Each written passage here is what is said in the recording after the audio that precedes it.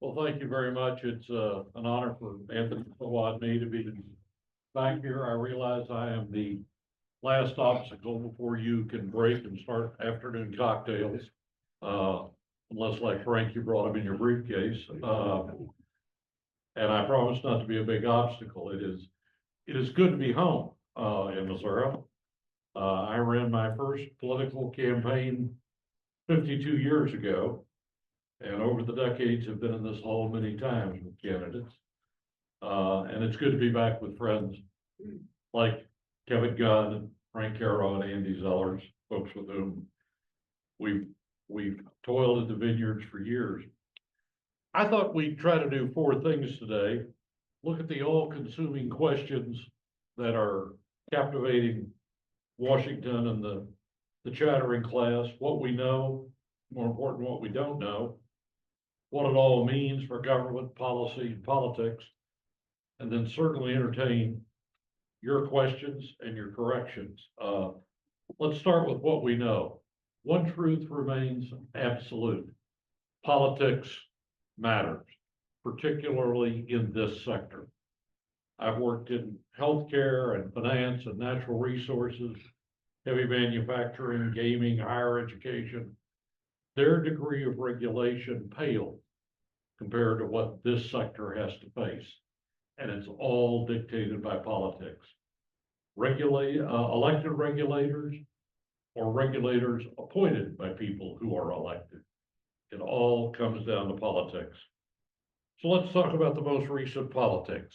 No news, Trump won. The question is, did he win a narrow victory or did he get a clear mandate? The Electoral College, he carried 312 out of 538, and notably carried all 7 swing states. We predicted a Trump victory. We did not think he'd carry all 7 swing states, though Charlie Cook raised that with me about 10 days before the election. He said, you know, when districts or states start moving, they all tend to move the same way. Charlie was onto something. The president only won the popular vote, 49-9 to 48-3, but he's the first Republican to win the popular vote in 20 years and only the second in 36 years. He improved his vote share in every single state. He improved his margin in 92.3% of the counties, and he carried 85.2% of the counties in America. Geographically, we are a red country with blue islands. He made significant gains with Latino men, up 19%. He only picked up 2 points with black men, where he was expected to do better than that, but there was really a drop in turnout that hurt him. First-time young voters, he picked up 6 points. White evangelicals, he picked up 6 points, and he started at about 81 with them and got it to 87. Women, he picked up 4 points. He got 35% of the vote of pro-choice white women. Urban and suburban areas, he picked up a critical 3%, which made the difference in the outcome. So you look at the electoral map, and in the dark red, you see the states he picked up from 2020. And again, we are geographically a red nation with blue areas on the left coast, New England, around the Great Lakes, and the lower Rocky Mountains. The popular vote, 48-3 to 49-9. One analyst said, but it was no landslide. If you look at the last 100 years of presidential elections, only 4 presidents won by a narrower margin than Trump. Nixon in 68, Kennedy in 60, Bush in 2000, and Trump himself in 2016. Bush and Trump both having lost the popular vote, but won the electoral vote. So arguably not a landslide. There's more detail on the voting patterns that is in the materials that we gave Josh that you can access online. If you look at the Senate, the Republicans won it 53-47. They picked up as expected West Virginia, Montana, Ohio, and Pennsylvania. The GOP withstood challenges that I'm not sure were ever real in Texas, Nebraska, and Florida. Frank, when Charlie Cook was asked how much trouble is Cruz in Texas, he said about as much as Rick Scott in Florida. I mean, just no trouble at all. The Republicans failed to knock off Democrats in Maryland and New Mexico, two traditional strong Democratic states. And Democrats managed to hold on in Michigan, Wisconsin, Nevada, and Arizona, despite the fact that Trump carried all four of those states. If you look at the 2024 Senate results, they pretty well fit on the map of the presidential electoral. Question is, how long are the Republicans going to enjoy that lead in the Senate? If you look at the 2026 Senate seats that are up, that failed to pick up, or at least it's not showing there. Crosshatching Ohio and Florida should be crosshatched because you've got Vance going in as vice president, Rubio going in probably as secretary of state. But you look at the rest of that, I don't see much opportunity for Democrats to regain control. If anything, the Ossoff seat is in danger in Georgia if Governor Brian Kemp, who's term limited, runs.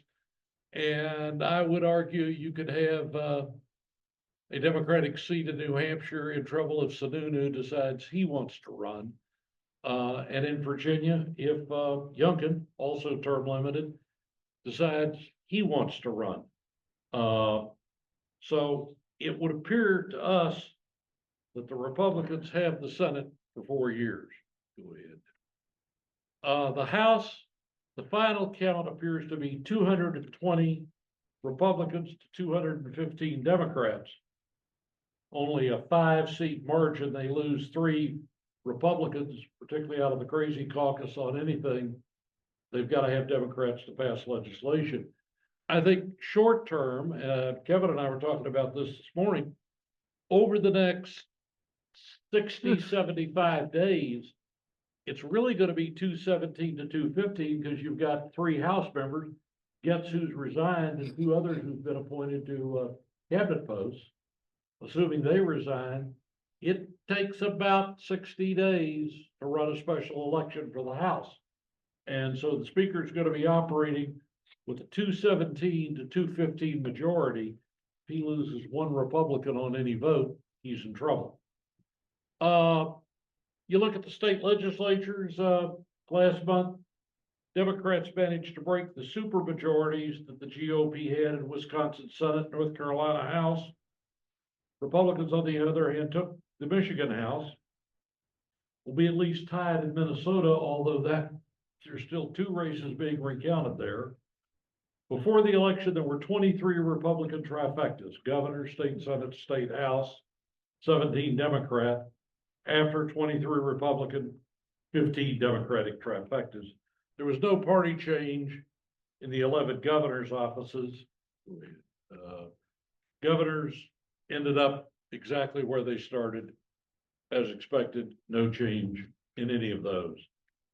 You look at the trifectas, and again, with divided government in Minnesota and Michigan, you can see where the trifectas are around the country. Ballot issues. Last month, abortion rights got 57% in Florida, but it's got to get 60% to pass there. So technically it failed. It also failed in Nebraska and South Dakota.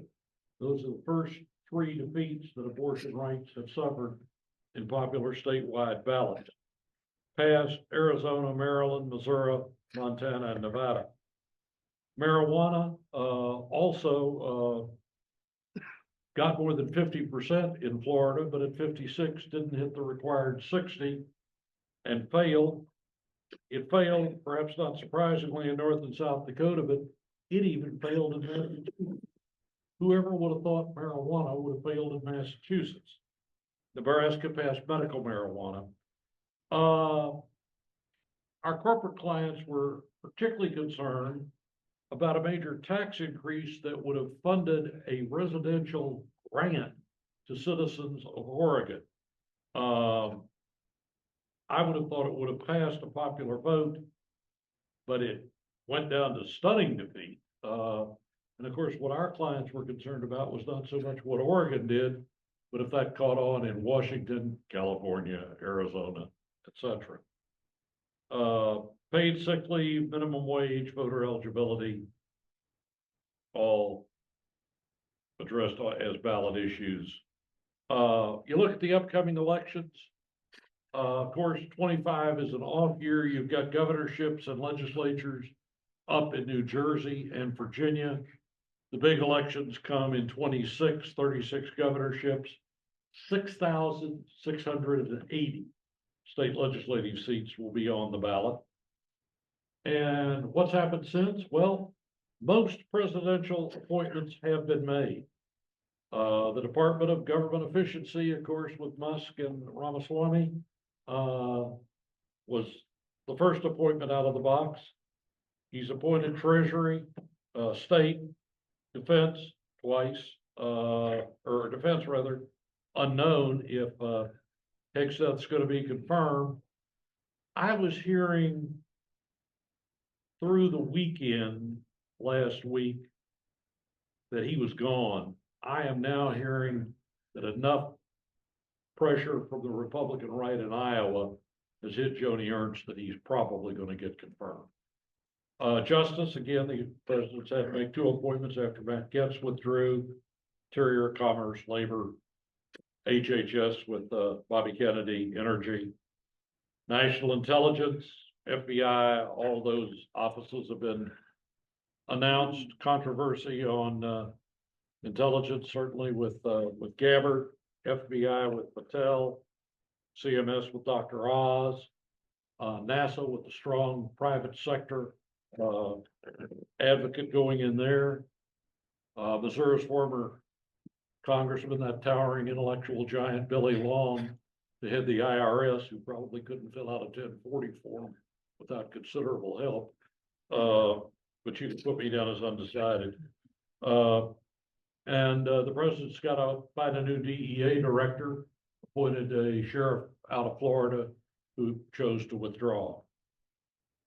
White House Chief of Staff, Susie Wiles, OMB, key ambassadors from Huckabee in Arkansas for Israel to Trump's son's father-in-law, having enjoyed the benefits of a presidential pardon after his prison time, will now be ambassador to France. Pamela Harriman, Mr. Kushner.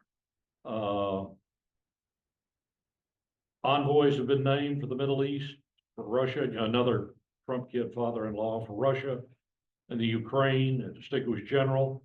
Missing from the appointment, Robert Lighthizer, who was Trump's trade advisor in his first term, made it clear he wouldn't take anything other than Treasury, and he didn't get it. Former ambassador to Germany, Rick Grenell, rumored for a lot of stuff and didn't get it. Both will become key players in the private sector. What don't we know? Well, I think the most important thing we don't know is how is the appointment and vetting process going to work with confirmations. As I say, the latest rumors I'm hearing is Hegseth's going to survive. We'll see. The last presidential cabinet appointment that the Senate actually rejected, not that withdrew on their own, was John Tower, appointed by President Bush, the senator from Texas, to be defense secretary. That's been a long time. We don't really know whether DOGE is going to make pronouncements that are viewed as interesting but irrelevant, or whether they will truly succeed in slash and burn. My experience in 40 years in Washington has been when all is said and done, a lot more is usually said than done. But boy, if any commission ever had a mandate, this one does. We'll talk about what some of those cuts could be. The House is trying to, and then the Senate, get through the continuing resolution for funding. start to address the early tax issues. Of course, the first thing Trump can do by executive order, most immediate, is address the tariff question. And I don't think any of us knows whether you're going to see the massive tariffs he's threatening or whether those are simply negotiating points. Deportation, the involvement of the military, either federal troops or perhaps state National Guard in some of the border states. He has promised to address on day one. Will he seek retribution? Will he issue pardons for January 6th offenders? Again, he's promised that on day one. I hope some pardon forms are left after Biden's 1,500 pardons yesterday. And then, of course, in the chaos of foreign policy, what are we going to do? What does all this mean? We did a presentation to Prairie States on October 25th and sort of contrasted a Democratic outcome versus a Republican outcome. Of course, what we've got now is a Republican outcome. We're looking at tariffs, an increase in the federal deficit, cuts in taxes, and an impact on interest rates. Certainly for the environment, less regulation, perhaps spending cuts. But those Republican senators and House members aren't eager to see energy spending cut back in their districts and their states. There's going to be a battle over how much that's going to be cut and how we address the whole question of weather issues, climate change. Beyond the economy and the environment, of course, the next question is going to be what's going to happen, go ahead, Anthony, on the international scene, Ukraine, Gaza, Iran, and now Syria. Boy, did the intelligence sector miss that one coming. And not even Mossad was predicting that. Taiwan, North Korea, Russia, China, Africa, Latin America, Asia, and the massive changes that are going on in those countries. There have been 5 elections in Africa this year. The incumbent party lost all 5. People are unhappy. Doesn't matter left or right who's in power. The party in power lost in the UK, in France, in Germany, in South Africa, in India. Hell, the Ayatollah couldn't get his boy appointed, re-elected president of Iran. I'd have made a sure bet on that one. People are deeply unhappy, as the Canadian government's about to prove when they go to the polls. So what's it mean for the government? It's going to mean a battle in the executive branch between the White House and their interagency groups and the established bureaucracy. There's also going to be a battle between the executive and the Congress. The federal judiciary is going to play a referee's role, but heavily influenced by some key conservative Republican appointments that President Trump made. State governments, where they choose to play an activist role, as California is certainly threatening to do, are going to try to wall off and insulate their state from federal action. Local governments will be critical. I was visiting with Andy about Politico's story I saw last week about how finally your industries and other industries are going to have unfettered federal authority to go build, to go do. And it went through all the things that are going to be built for the infrastructure. It said then, but of course, all these will require state and local approvals. Pretty critical sense. What's it mean in terms of federal policy? Obviously, in commerce, tariffs, Federal Trade Commission, technology priorities, what Treasury does with taxes, with interest rates, with cryptocurrency. The crypto industry contributed $160 million we know of so far to elections this year. They've bought and paid for some new policies and they're going to want them. Of course, they were outspent by Elon Musk. State has got to deal with all the issues we were talking about. Justice, defense, state National Guard with immigration, political revenge. Of particular interest to you all is what it's going to mean for energy and interior, for our independence and our export policies, natural resource production, regulation, public land use, funding, EVs, and as I said, states trying to get revenge for what the Trump administration does. Of course, you've all read about the issues on healthcare and environment. I think, the biggest question first, well, is the empowerment of Elon Musk and DOGE, the Department of Government Efficiency. We could talk about the risk, the opportunities that are there. I think the cuts are the most interesting. Washington Post analysis said they think the first things on the chopping block, 516 billion in cuts. Kevin was an old Senator Dirksen who said $1 billion here, $1 billion there. Pretty soon you're talking about real money. Veterans health care, I'm appalled to see the highest of the 119 billion. Drug development and opioid addiction, almost 50 billion. The State Department just shy of 40. Housing assistance, justice, education. NASA, despite Musk's commercial interests, student loan program, international security program, early childhood and health care. At least the first 10 on the Washington Post hit parade do not directly affect most of your industries. Obviously, the people are critical. What Scott Bessent does as Treasury Secretary, whether there's a tax cut, a grand global economic reordering, commitment to tariffs, is going to be all important. I think the greatest comfort this industry can take is in the importance of Governor Burgum from North Dakota, Secretary of Interior, and critically important, he has been named Director of the National Energy Council. So he'll be sitting there with state and defense, CIA, national security, interior, others, energy. When decisions are made, he's going to be chairing that. This is a businessman who has been very successful. I'm very impressed with him. And who comes from a fossil fuel producing state. He's going to play an outsized role in this administration. I think also critical to this sector is going to be what Howard Lutnick does in commerce, particularly as it affects tariffs, because that will be the route through which the tariffs will be imposed, what they impose it on, how they enforce it, what exceptions they make. Less in your focus, of course, the controversial Robert Kennedy Jr. at HHS, some of the other appointments. Take a minute just for fun and talk about what this election means in terms of politics.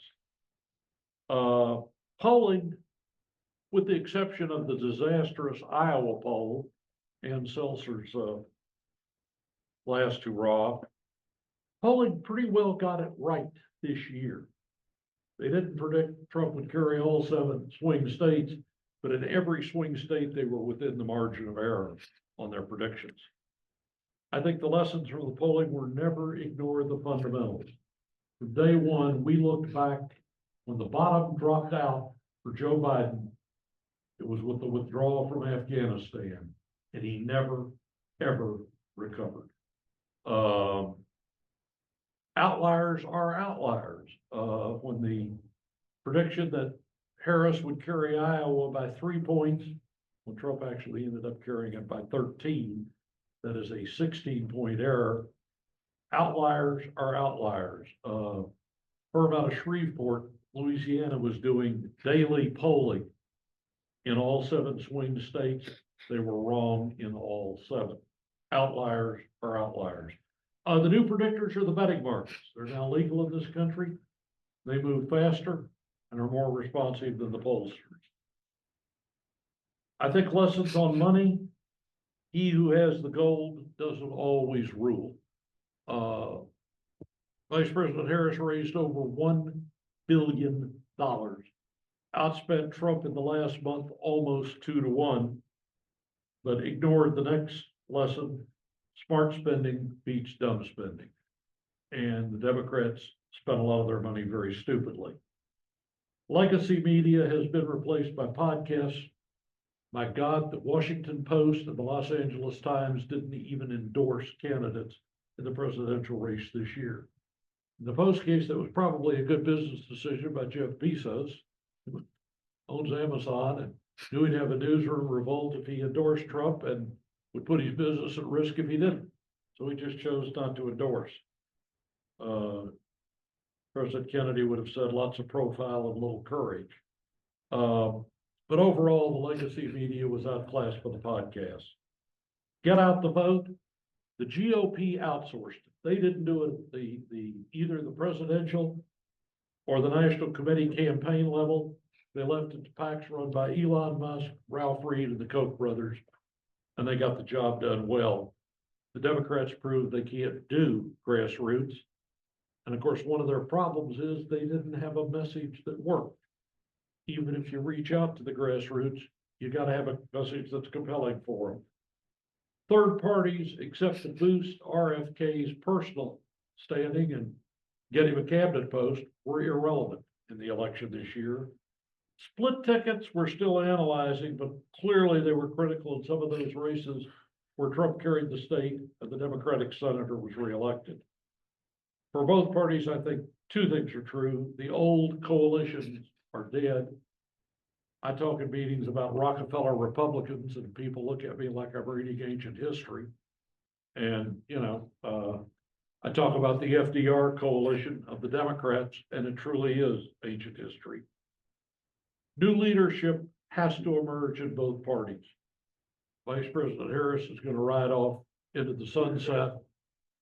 President Biden is going to shuffle off into the sunset, and Donald Trump is starting his last term as president. The extent to which he will try to convey his power to successors, particularly family, potentially a daughter in the United States Senate, we'll see, but that generally doesn't work. That was under the old rules. So how can business and interest navigate and prepare for these changes? Do an informed risk assessment of both politics and policy. Look to your supply chains. If these tariffs get imposed, the supply chains are going to be at heavy risk.